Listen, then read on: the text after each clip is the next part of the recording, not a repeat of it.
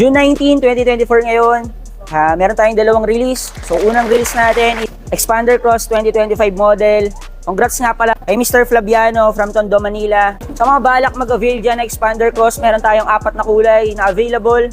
Meron tayong green, bronze metallic, graphite gray, two-tone orange, at saka two-tone quartz pearl white.